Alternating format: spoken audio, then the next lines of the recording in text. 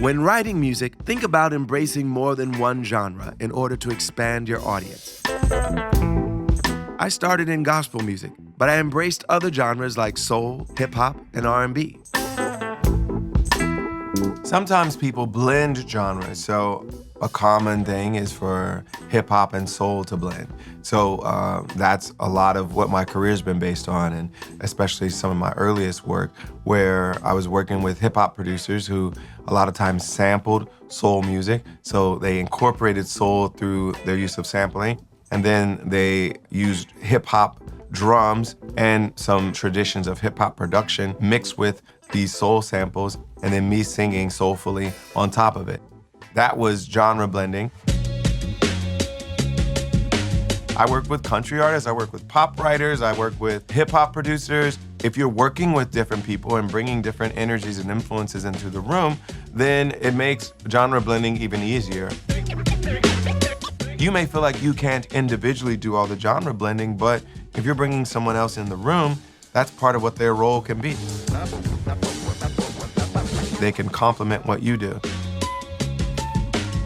I wasn't a hip-hop producer, but I was able to bring Kanye and will.i.am and Hit Boy into the room. They brought some of that hip-hop influence, I brought my soulfulness, and we made something beautiful together.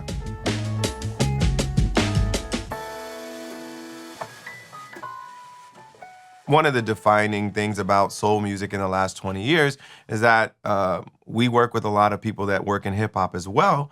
And so there's been a lot of back and forth, some exchanges. So now you hear a lot of rappers singing, for instance. So you're hearing them kind of blend some of the tropes of R&B into hip-hop. And then I think a lot of R&B artists still blend a lot of the hip-hop tropes into what we do as R&B and soul artists. So you hear that as a genre blend. You'll hear some jazz influence in R&B as well. In country music, you'll hear some R&B and hip-hop influence as well. Some of the country singers are rapping and doing more soulful things on their music. You'll hear rock influence in some of these other genres as well. Pop and rock, I think a lot of times blend together. Pop and R&B, a lot of times are blended together as well. So you kind of know it when you hear it. You hear different parts of different traditions kind of blending together. I think Ariana Grande is a great blender of pop and R&B. And I think genre blending is part of what makes music pop music. Because, and when I'm saying pop music, I'm not saying it in the genre sense, I'm saying it in the popular sense. So part of what makes music popular is that it's not just one thing that's targeted toward a niche audience. It's more global, and it pulls influences from different parts of the music landscape. So I think genre blending is an important way of making your music have a broader reach. Genre, a lot of times, is about the stylistic approach to arranging and producing the song more so than it is about the actual core song itself. That's why you can hear Aretha Franklin cover Simon and Garfunkel, or you can hear Nina Simone sing a show tune, and she changes the genre by her style, by her stylistic choices, even though the song was written for another genre.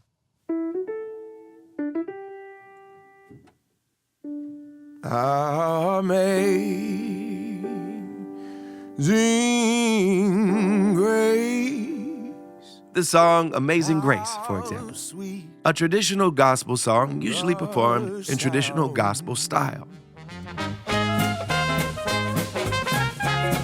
You can take that same gospel song and arrange it to sound like Dixieland jazz.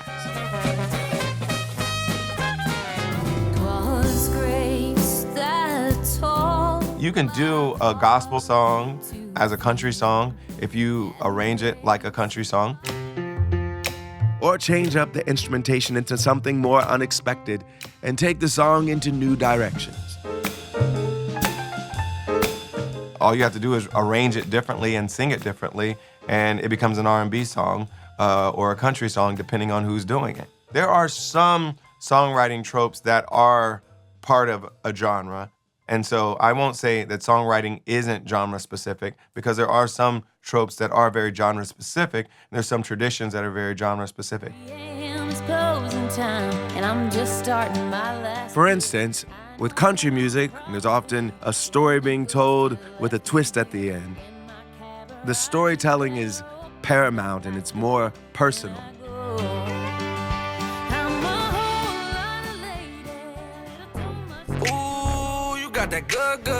Hip hop is very autobiographical, so it's a lot about who you are. Filled, of course, with slang and swagger. Those are some of the tropes that you'll notice in different styles of music. I think genre isn't as much a distinction in songwriting as it is in arranging and producing. Because when you start arranging and producing a song, that's when you're starting to kind of send it in a certain direction stylistically.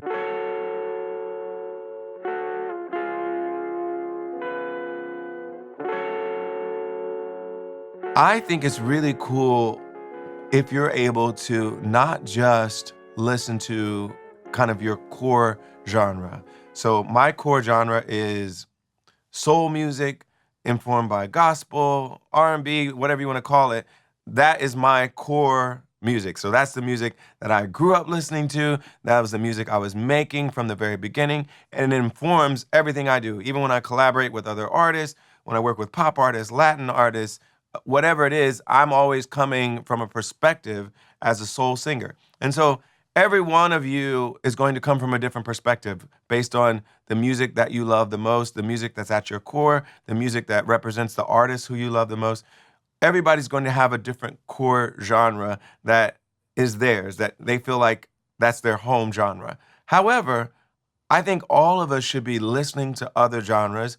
All of us should be studying what makes those songs work, studying what makes those productions work, those arrangements work. I have a core style, but I listen to other stuff, and that stuff influences me. Like, listening to Joni Mitchell influences some of the things I do vocally, or listening to Jeff Buckley influences some of the things I do vocally, even though my main influences are like Stevie Wonder and Marvin Gaye and Nina Simone. Some of them are like just different, and I will hear myself doing little things that I know I got from listening to Jeff Buckley. And I think that's cool. I think it makes you a cooler artist if you're able to do that. Because music is music. There's only 12 notes on this keyboard, and everybody's making music from the same basic palette. And we're finding different ways to express ourselves. There's different ways to arrange songs. There's different ways to make them feel like they're more R&B, or they're more country, or they're more jazz, or they're more that. But music is music.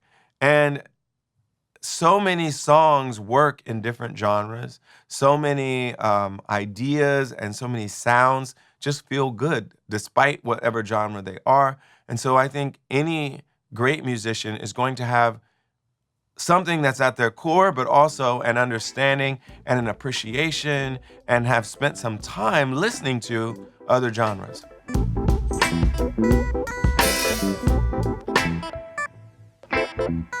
When you know you want to write a song and you have subject matter and you have something you want to say, you have to think about who you are, first of all. So, what do I sound best doing? What am I comfortable doing?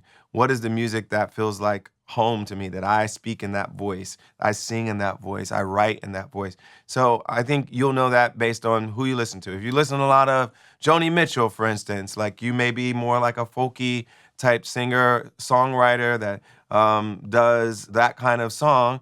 And if you love that kind of song, you sing well in that genre, then you may want to write it like that. If you are more into Dua Lipa and you feel like your vibe is more of like kind of a modern disco thing, and you're making basically dance pop music, then you know that's your thing and you sound good doing it, then maybe you should be writing in that genre.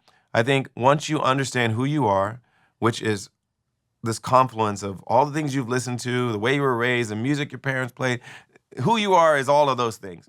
And then the artist that you love right now, the artist you're responding to, you're listening to right now, that will inform who you are when you think about genre and the type of music you want to do.